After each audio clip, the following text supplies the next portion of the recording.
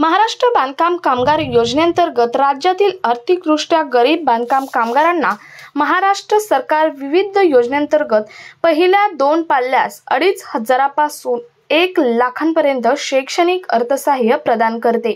या योजनेअंतर्गत सुमारे 15 लाख बांधकाम कामगारांना लाभ मिळत आहे। ही योजना महाराष्ट्रासाठी आहे आणि महाराष्ट्रातील सुमारे 15 लाख बांधकाम कामगारांना या योजनेअंतर्गत लाभ मिळत आहे। या योजनेअंतर्गत अर्ज करण्यासाठी तुम्हाला महाराष्ट्र शासनाच्या बांधकाम कामगारांसाठी महाराष्ट्र इमारत आणि इतर बांधकाम कामगार कल्याण मंडळ नावाचे पोर्टल सुरू केले आहे। या पोर्टल अंतर्गत अर्ज भरू शकता। अर्ज कसा भरायचा हे सुद्धा आपण पुढे व्हिडिओमध्ये पाहणारच आहोत। परंतु बांधकाम कामगारांसाठी बऱ्याच योजना आपल्या महाराष्ट्र सरकारने जाहीर केल्या आहेत। बांधकाम कामगारांसाठी मग भांड्याचं किट असेल, त्यानंतर त्यांना बांधकाम कामगाराची जी पेटी असते त्यामध्ये त्याचे सर्व कामगाराचे साहित्य असते, हे साहित्याची पेटी असेल किंवा त्यांच्या आता सध्या म्हटलं तर दिवाळीचा बोनस 5,000 रुपये मिळायला सुद्धा सुरुवात झाली आहे। त्यासाठी सुद्धा तुम्हाला काय करावे लागणार आहे याची सर्व माहिती आपण आजच्या व्हिडिओमधून पाहणारच आहोत। परंतु सर्वात महत्त्वाचं म्हणजे बांधकाम कामगारांच्या मुलांसाठी जे आर्थिक सहाय्य मिळते ते आर्थिक सहाय्य किती मिळणार, त्यासाठी पात्रता काय असणार, त्यासाठी तुम्हाला अर्ज कसा करायचा आहे, त्यासाठी कोणत्या कागदपत्रांची गरज आहे याची सर्व माहिती आजच्या व्हिडिओमधून पाहणार आहोत। सो व्हिडिओ स्किप न करता शेवटपर्यंत पहा आणि चॅनलवर अजूनही जर नवीन असाल तर चॅनल सबस्क्राइब करा, शेजारील बेल आयकॉन प्रेस करून ऑल नोटिफिकेशन ऑन करून ठेवा, म्हणजे असेच गव्हर्नमेंटचे आणि महत्त्वपूर्ण अपडेट तुमच्यापर्यंत रेग्युलर पोहोचत राहतील। तर पाहूयात बांधकाम कामगारांच्या मुलांसाठी शैक्षणिक अर्थसहाय्य मिळणार आहे आणि हे शैक्षणिक अर्थसहाय्य मिळवण्यासाठी तुम्हाला अर्ज कुठे करावा लागणार, कागदपत्रे काय लागणार आणि पात्रता काय असणार। तर सर्वात पहिल्यांदा पाहूयात की तुम्हाला ही शैक्षणिक योजना आहे, बांधकाम कामगारांच्या मुलांसाठी ही शैक्षणिक योजना आहे। या योजनेसाठी 2,500 पासून 1 लाखांपर्यंत मदत मिळणार आहे। परंतु या योजनेचे लाभ टप्प्याटप्प्यामध्ये तुम्हाला कसे मिळणार। पहिल्यांदा तर इयत्ता 1 ते 7वीच्या विद्यार्थ्यांसाठी प्रतिवर्ष रुपये 2,500 तुम्हाला मिळणार आहेत। त्यानंतर इयत्ता 8वी ते 10वीच्या विद्यार्थ्यांसाठी प्रतिवर्ष रुपये 5,000 मिळणार आहेत। त्यानंतर इयत्ता 10वी व 12वी मध्ये किमान जर 50% किंवा अधिक गुण प्राप्त झाले असेल तर तुम्हाला 10,000 रुपये मिळणार आहेत।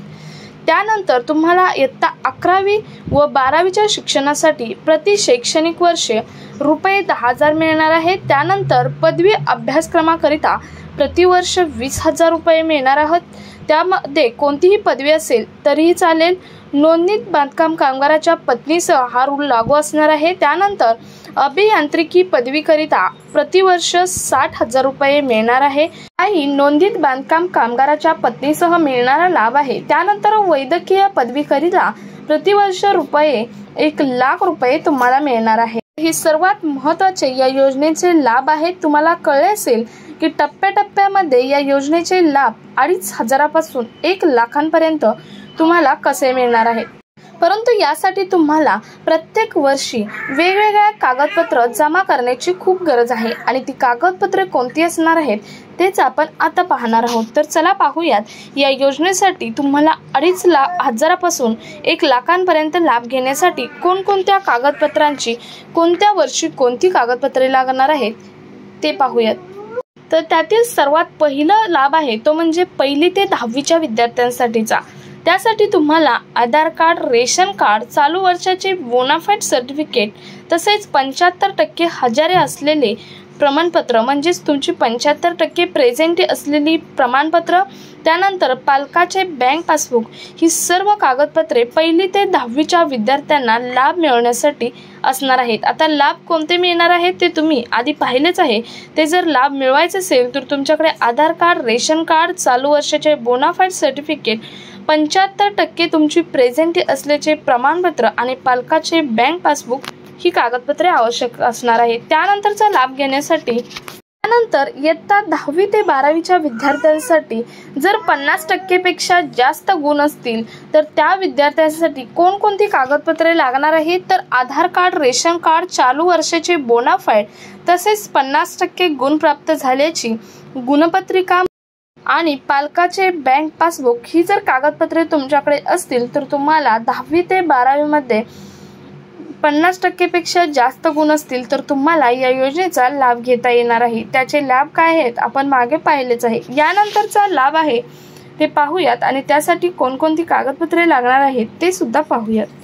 नंतर सर्वात महत्त्वाचं म्हणजे अभियांत्रिकी व वैद्यकीय विद्यार्थ्यांसाठी म्हणजेच तुमच्या डिग्रीसाठी आधार कार्ड, रेशन कार्ड, चालू वर्षाचे बोनाफाईड सर्टिफिकेट तसेच कॉलेज ओळखपत्र म्हणजे जे तुमची ID कार्ड असते ते आणि पालकाचे बँक पासबुक ही जर सर्व कागदपत्रे असतील तुमच्याकडे तर तुम्ही अभियांत्रिकी व वैद्यकीय विद्यार्थ्यांसाठीचा जो लाभ आहे तो मिळवू शकता। याचा लाभ काय आहे ते आपण मागे पाहिलेच आहे।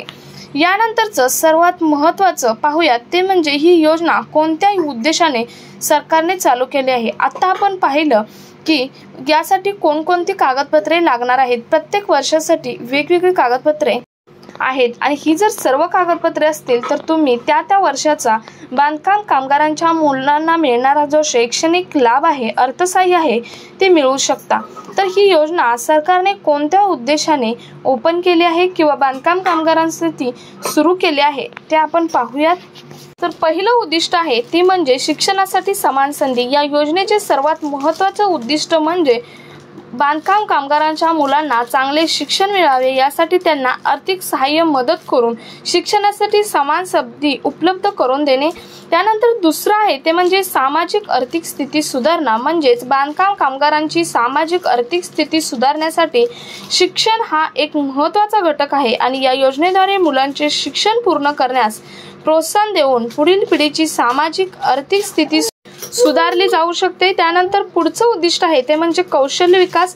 शिक्षणाद्वारे मुलांमध्ये विविध कौशल्य विकास होतात। या योजनेद्वारे मुलांना चांगले शिक्षण मिळवून त्यांच्यामध्ये रोजगार क्षमता कौशल्य विकसित होतील आणि ते भविष्यात चांगल्या नोकऱ्या मिळवू शकतील। नंतर गरीब उन्मूलन म्हणजे शिक्षण हा गरिबी उन्मूलनाचा एक प्रभावी मार्ग आहे। या योजनेद्वारे बांधकाम कामगारांच्या कुटुंबांना गरिबीतून बाहेर काढण्यासाठी मदत केली जाऊ शकते।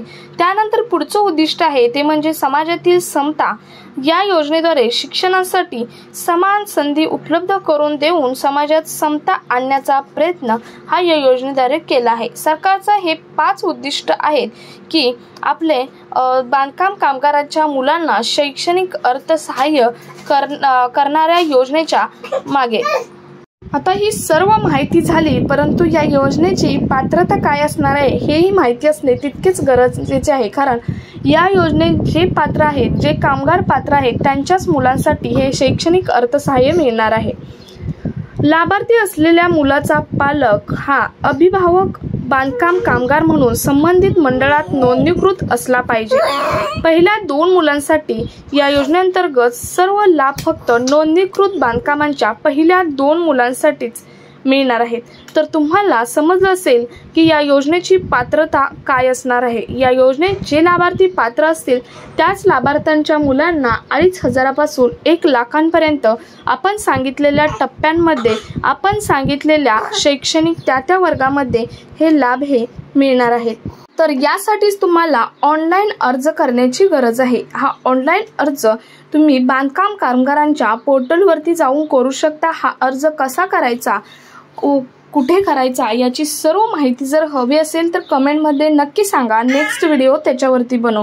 सो हा कामाचा व्हिडिओ जास्तीत जास्त बांधकाम कामगारांपर्यंत शेअर करा। भेटूयात पुढच्या एका नवीन अपडेट सोबत। तोपर्यंत धन्यवाद। Stay happy and stay healthy.